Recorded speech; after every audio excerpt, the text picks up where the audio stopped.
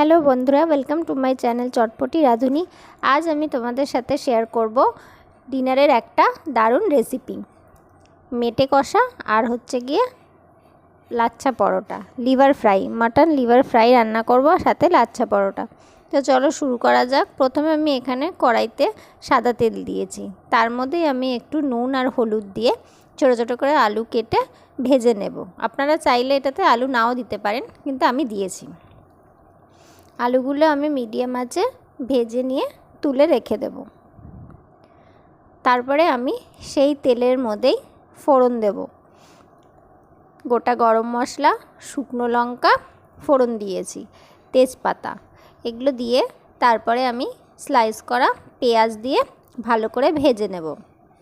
পেঁয়াজটাও যখন ভাজবো তখন আমি মিডিয়াম আঁচেই ভাজবো। তারপরে এখানে আমি একটা পেস্ট বানিয়েছিলাম আদা, রসুন আর কাঁচা লঙ্কা দিয়ে।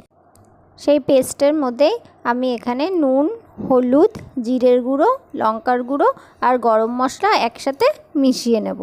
এদিকে পেঁয়াজটাও আমার হালকা মতন ভাজা হয়ে গেছে। এরপরে আমি সেই পেস্টটা একসাথে দিয়ে দেব, দিয়ে এখানে আমি ভালো করে কষাবো। হালকা কষিয়ে তারপরে মাটনের লিভারগুলো, যেগুলো আমি ধুয়ে পরিষ্কার করে রেখেছিলাম, সেটা দিয়ে দেব। দিয়ে আমি মিডিয়াম ফ্লেমে এবারে আস্তে আস্তে কষাবো। এটার কষানোটা যত বেশি ভালো হবে, এটার খেতেও কিন্তু তত বেশি টেস্ট হবে। আর এখানে আমি 1 চামচ মতন ভিনিগার দিয়ে দিয়েছি আর 2 চামচ মতন টমেটো সস দিয়েছি। আপনারা চাইলে সসটা স্কিপও করে যেতে পারেন। যখন কষানো হবে তখন কিন্তু ফ্লেম বাড়িয়ে দিলে হবে না, ফ্লেমটাকে কিন্তু কম রেখে আস্তে আস্তে এটাকে কষাতে হবে, যাতে এটা ভালো মতন সেদ্ধ হয়ে যায়। লিভারগুলো কিন্তু সেদ্ধ হয়ে গেছে। আমি কিন্তু হাফ কষিয়ে আলুগুলো দিয়ে দিয়েছিলাম এর মধ্যে। এইবারে যখন ভালো মতন কষানো হয়ে গিয়ে তেলটা ছেড়ে যাবে, তখন আমি এখানে হালকা গরম জল ইউজ করেছি। এবার জলটা দিয়ে আমি এখানে ঢেকে দেব। 10 মিনিট মিডিয়াম ফ্লেমে দিয়ে ফুটিয়ে নিয়েছি। রেডি হয়ে গেছে আমার লিভার ফ্রাই। এবার আমরা বানাবো হচ্ছে গিয়ে লাচ্ছা পরোটা। তার জন্য আমি ময়দাটাকে মেখে রেখেছিলাম।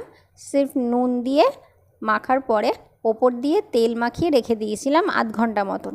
এবার আমি সেই ময়দার থেকে লেচি কেটে নিয়েছি। আর এখানে আমি একটা বাটিতে অয়েল নিয়ে নিয়েছি।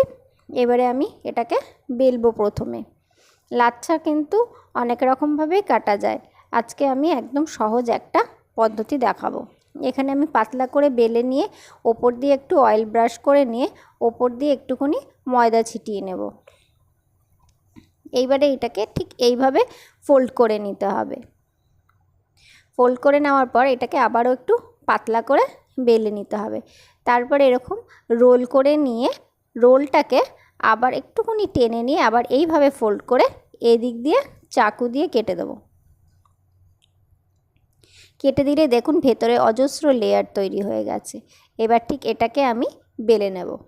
এটা হচ্ছে সবথেকে সহজ পদ্ধতি এবং খুব তাড়াতাড়ি হয়ে যায়।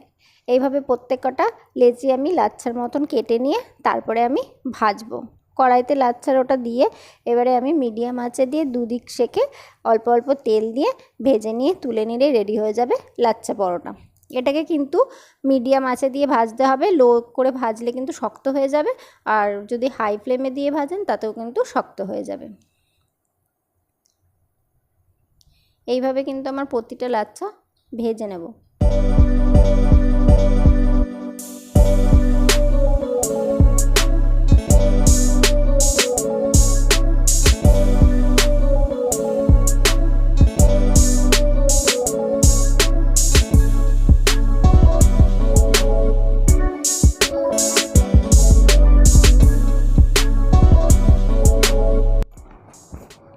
এবার আমি লাচ্ছা পরোটার সাথে লিভার ফ্রাই সার্ভ করে দিয়েছি। এটা খেতেও যেমন টেস্টি, আর বাচ্চাদের দিলেও না ওরা খুব মজা করে খাবে। এটা একবার হলো বাড়িতে সবাইকে বানিয়ে একবার খাওয়াবেন। যদি ভিডিওটা ভালো লাগে লাইক দিয়ে চ্যানেলটা সাবস্ক্রাইব করে পাশে থাকবেন।